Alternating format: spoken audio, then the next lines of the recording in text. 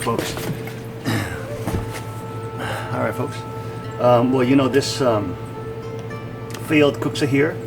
What I'll do is I'll just try to, since it's split out, I'll just cut it off here and then I'll try to make a spoon. And what I want to do with the spoon project is I want to incorporate this grain. So I'm going to have to see how well that grain goes and try to incorporate some of that coloration into the spoon. And, you know, see how well it comes out. And meanwhile, while I'm working on that, I also have my spray paint out here. I actually want to, I have this new cool Browning tactical knife that I got. It's like a karambit style folder knife, right? Folder knife. And it actually came with just the ramp here, as you can see, and like a thumb, you know, a knob holder opener. But if I extracted it from my pocket quickly, I found that it just slid off the ramp and it did not deploy properly. So what we did is we just simply cut a groove so it has a hook there, kind of like the Firefox karambit. Excuse the noise in the back, that's my neighbor. And so that way there's a very positive extraction.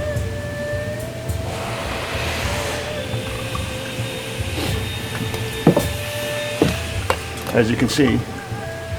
And essentially what happens is as it comes out slowly, that hook hooks onto the pant here and deploys. So it's just as fast as a fixed blade. They say a normal speed, it's boom, it's out. And for, you know, anybody in the knife community with Kali Eskrima or knife fighting skills and or knowledge, yeah, I've been playing with this around a little bit. One thing that's nice is, unlike a karambit, which is kind of curved this way, it actually curves like a bushcraft blade. So I've been able to carve with this, and been able to make very fine shavings. You know, just carving with it. You see, as you can see. So I've been able to work with this, you know, enjoyably, and it makes very fine shavings. I don't know if you can see that. Is that coming out? Yeah, it's coming out, see? So it's very comfortable in terms of a bushcraft blade. I mean, I haven't used it like extensively, but unlike a karambit, this has the positive, you know, hold of the ring. You know, you can't really lose it. And in the heat of stress or battle, you know, other knives may slip out, but this has a very positive grip. It's very easy. But this kind of curved blade with this sort of drop point here can be used for skinning then, interested in a bushcraft setting, for skinning game and or doing small tasks around camp with. So anyways, I picked it up. It is a Browning. As you can see, it's a Browning. It is a Browning. It's a Browning Black Label, which is pretty cool. Tactical blades. Unfortunately, they are made in China, so that's the unfortunate part of it, except that the price is very low. It's like 33 bucks, and they have this Desert Coyote, it's the Vanquish, and they have the Coyote Brown or the Black. So I got the Coyote Brown. As you notice, everything is kind of green. Let me see if I can get a close-up on this with my pocket here. So it just sits like that, and as you extract it, there it is, boom. That was kind of close to the camera, so let me see if I can get that again. Back up a little bit. I don't know if you can see that. Boom. See, very positive grip, and it's already ready to be deployed and to be used with a very positive grip here. Now, if you don't want to use that and you know how to manipulate joints and or use pressure points, the tool allows you to also use that ability as well. So this thumb rest here pops up, and that just gives you more pressing power into the different pressure points or joints, as well as the spike here at the end, which can be used almost like a Olisi Palad or a Kubotan. So for any martial artists in the knife, you know, knife martial artists out there, this is pretty cool. I just made a simple mod here, so now it's just like the Firefox, but it doesn't cost 200 bucks or whatever, 150.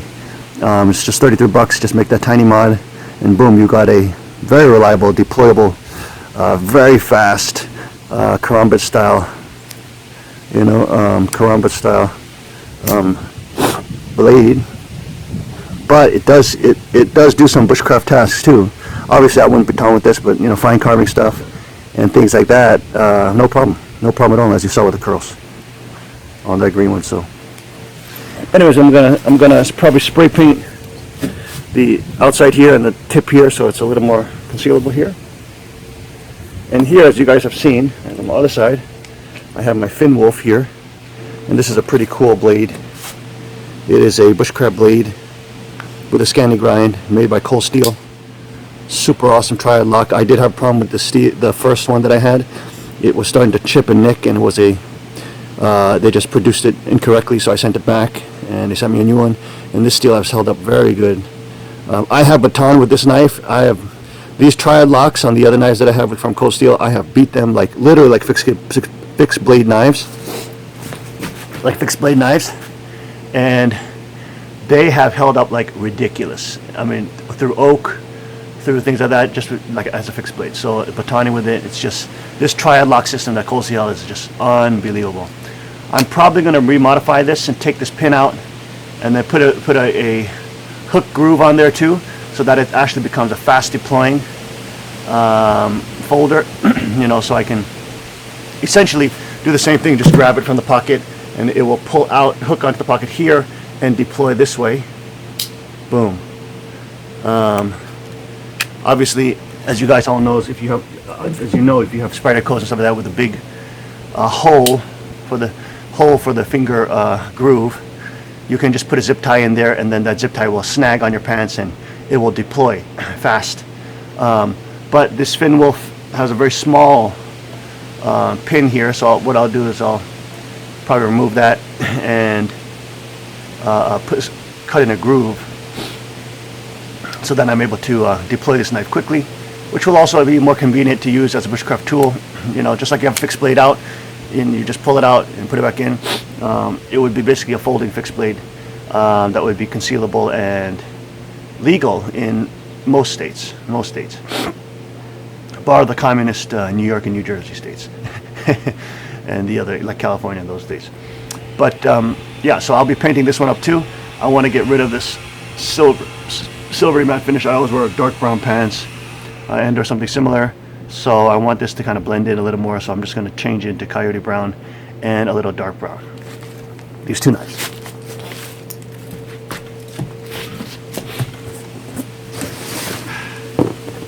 Very simple.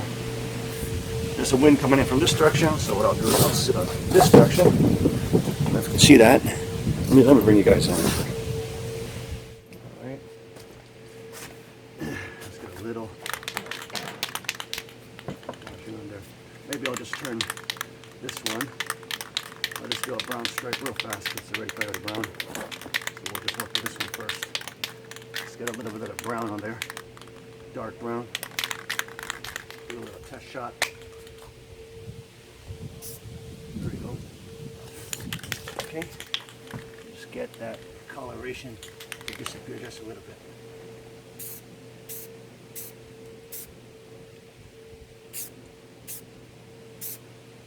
There we go. That will make it kind of disappear into the pocket a little better.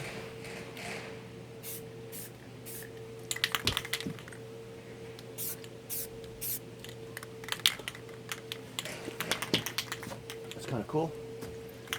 And then just get this clip. I've got to get the clip done. So we're just going to spray that up a little bit. There we go. One stripe down there.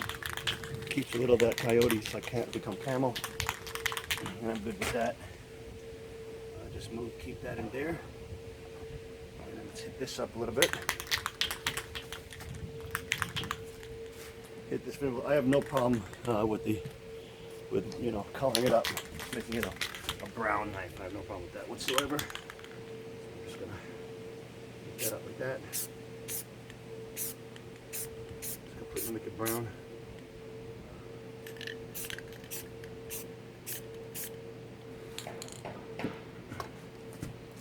Now, I do have to extract it, that's a problem. Should open the knife before. And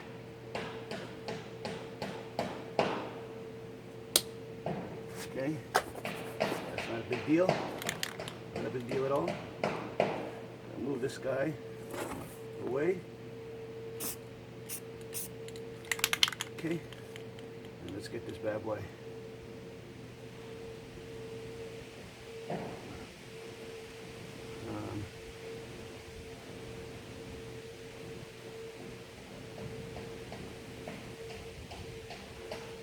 Yeah, it'll just it'll color anyways as I go, and this will just take off any of the matte. So I just color it all brown, earth brown, earth tone. Doesn't have to look pretty, just a little more concealable. Let that dry off a little bit. Get these two dry off.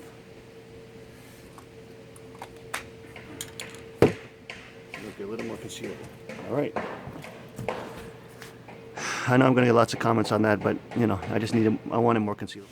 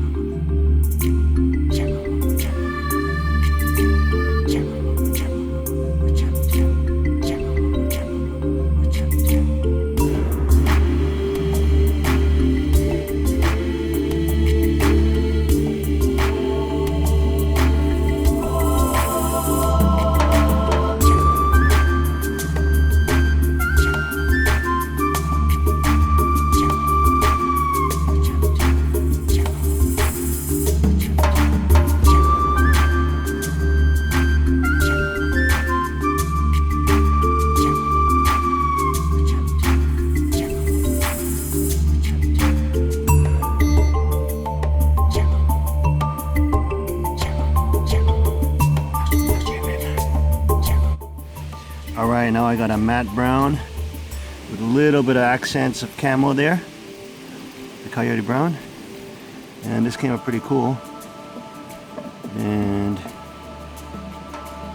there we go, same on the other side. So much more concealable with the clothing that I wear, the colors that I wear. Feels very nice.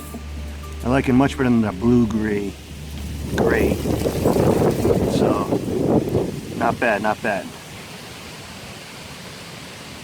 You can see that it matches the brown color. Alright folks, put my spoon in, look, test it out for 10 seconds in the microwave. Time cook. Let's just do 10 seconds here.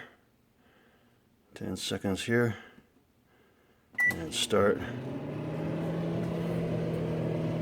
Dan, I can't see. Alright. Not pop it or break it.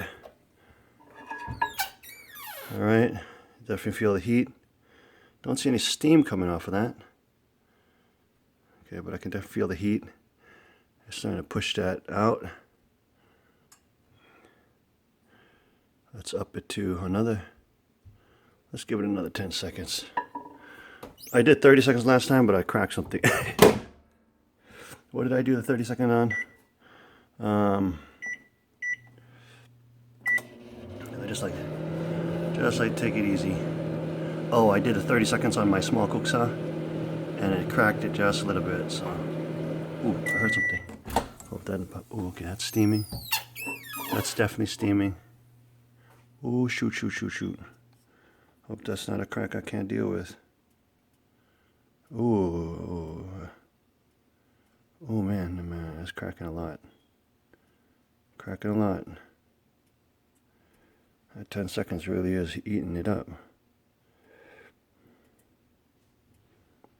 Okay, you can see a lot of these cracks starting to form. But they're not cracking through the spoon, which is okay. Which is good. That piece may be problematic here. As long as it doesn't circle around, this spoon should still be usable. I better air dry this out a little more. And then just use it slowly. Alright, there you go.